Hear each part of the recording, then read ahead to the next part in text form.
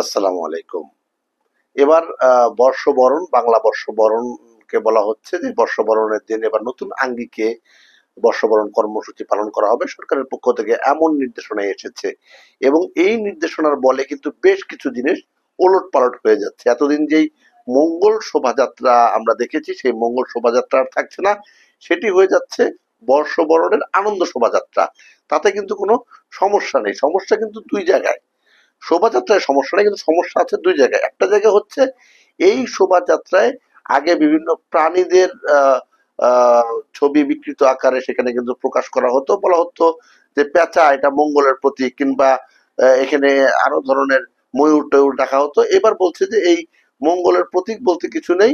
আসলে এই এটি হবে আনন্দ শোভাযাত্রা। যেমনটা ৮০ দশকে যখন এটি শুরু হয়েছিল তখন কিন্তু এটি আনন্দ শোভাযাত্রা হিসেবে ছিল। তারই ধারাবাহিকতায় কিন্তু এক পর্যায়ে এটাকে বিকৃত রূপ হিসেবে মঙ্গল শোভাযাত্রা করা হয়েছে। এখন আবার সেই প্রথম অবস্থায়, অর্থাৎ যেটি যে উদ্দেশ্যে করা হয়েছিল, বাংলাদেশের মানুষের চিরায়ত ঐতিহ্য বাংলা নতুন বছর যেটি বৈশাখ মাস, সেই বৈশাখ মাসের প্রথম দিন পহেলা বৈশাখ। সেই পহেলা বৈশাখে এই বর্ষবরণের আয়োজন, যে আয়োজনটি হবে সার্বজনীন। বর্তমান অন্তর্বর্তীকালীন সরকার বলছে এই অনুষ্ঠানটিতে, এই আয়োজনটিতে কিন্তু এবার বিভিন্ন ক্ষুদ্র নৃগোষ্ঠীর মানুষ অংশগ্রহণ করবেন। দল মত সব শ্রেণী পেশার মানুষ এই চারুকলা সামনে থেকে যেই বর্ষবরণের শোভাযাত্রাটি হবে, যে আনন্দ শোভাযাত্রাটি হবে, তাতে অংশ নেবে। এবং এখানে কিন্তু শুধুমাত্র বিভিন্ন ছবি, বিভিন্ন জিনিস শোভা পাবে তা কিন্তু নয়। চিরায়ত বাংলার যে সমস্ত জিনিস হারিয়ে যেতে বসেছে, এই যে ঢেকি, সেই কুলা, সেই চালন, কিংবা ওই যে পালকি, বধূবরণের জন্য যে বিষয়টি ছিল, এগুলি কিন্তু এবারের বর্ষবরণে থাকছে। এবং এটি নিয়ে যখন কথা হচ্ছে, সংবাদ সম্মেলন করা হচ্ছে, তখন কিন্তু ২ ধরনের বক্তব্য সামনে আসছে, যেটি আগে আমি বলছিলাম। একটি হচ্ছে কেন মঙ্গল শোভাযাত্রার নাম পরিবর্তন করে বর্ষবরণের জন্য আনন্দ শোভাযাত্রা করা হলো। আরেকটি বিষয় হচ্ছে এই যে প্রতীক যেগুলি ছিল সেই প্রতীকের কেন পরিবর্তন হচ্ছে। দুটির জবাবই দিয়েছেন তারা।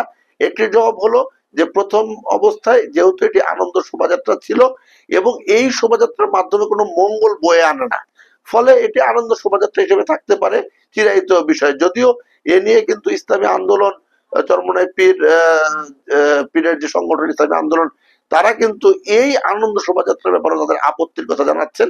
তারা বলছেন এরকম নানা ধরনের মুখোশ, নানা ধরনের প্রাণীর অবয়ব দিয়ে শোভাযাত্রা করাটাও সঠিক নয়। এটা ইসলামের দৃষ্টিতে তারা এটাকে গুনাহের কাজ বলছেন। কিন্তু সাধারণ মানুষ যারা দীর্ঘদিন ধরে বর্ষবরণের নানা আয়োজন করে আসছিল, তারা কিন্তু এই মঙ্গল শোভাযাত্রার পরিবর্তে আনন্দ শোভাযাত্রাটাকে স্বাগত জানাচ্ছে। তারা বলছে আসলে এই শোভাযাত্রাতে কোনো বিকৃত রুচির প্রতিফলন কিন্তু যাতে না হয় এবং বিকৃত রুচির বহিঃপ্রকাশ যাতে না হয়, সেটি নিশ্চিতের কথা সাধারণ মানুষ বলছে। তবে বিকৃত রুচির বিষয়টি কিন্তু আমরা দেখছি এখানে। ফ্যাসিবাদের স্বরূপ হিসেবে একটি অবয়ব এখানে আসছে, এবং সেই ফ্যাসিবাদের অবয়ব হিসেবে যেটি আনা হয়েছে তার সঙ্গে কিন্তু সাবেক একজন মানে কি বলবো, প্রধানমন্ত্রীর মুখের অনেকটাই মিল খুঁজে পাওয়া যাচ্ছে। এ নিয়ে সোশ্যাল মিডিয়ায় নানা ধরনের কথা হচ্ছে। বলা হচ্ছে যে হিংসা বিদ্বেষ ভুলে গিয়ে যখন নতুন বছরে পদার্পণের বিষয়টি সামনে আসছে, তখন কেন এই একজন ব্যক্তির মুখের অবয়বকে তুলে এনে তাকে সেটাকে বিকৃত করে সেটাকেই কেন ফ্যাসিবাদের স্বরূপ হিসেবে প্রকাশ করতে হবে। যদিও এই আনন্দ শোভাযাত্রা এবার ফিলিস্তিনের সেই বর্বরচিত হামলায়, ইসরায়েলের বর্বরচিত হামলায় ফিলিস্তিনে যারা আমাদের ভাই বোনেরা যারা শহীদ হচ্ছেন, তাদের প্রতি সংহতি জানিয়ে তরমুজের একটি অবয়ব থাকবে সেখানে। সেখানে কিন্তু জুলাই আগস্ট এই গণ অভ্যুত্থানের সঙ্গে সংশ্লিষ্ট অনেক বিষয় কিন্তু থাকবে এখানে। মুগ্ধের সেই পানির বোতল থাকবে এখানে, আরো বেশ কিছু সিম্বলিক অর্থে অনেক বিষয় কিন্তু থাকবে, যেগুলো কিন্তু আলোচনা কিংবা সমালোচনায় নেই। আলোচনা বা সমালোচনায় সাবেক একজন প্রধানমন্ত্রীর অবয়বকে নিয়ে। এবং এটি যখন বলা হচ্ছে যে এর আগে মঙ্গল শোভাযাত্রায় সাবেক প্রধানমন্ত্রী বিএনপি চেয়ারপারসন বেগম খালেদা জিয়াকে বিকৃতভাবে উপস্থাপন করা হয়েছিল এবং সেখানে গোলাপি রঙের একটি শাড়ি পরিয়ে দিয়ে তার হাতে সেই মূর্তির হাতে একটি আগুনের ইয়া বোতল দেওয়া হয়েছিল, এটি কিন্তু সমালোচনার ঝড় সে সময় ছিল। যদিও সে সময় সমালোচনা করার মতো মানুষ আসলে রাজধানী সহ সারা বাংলাদেশে খুব কমই ছিল।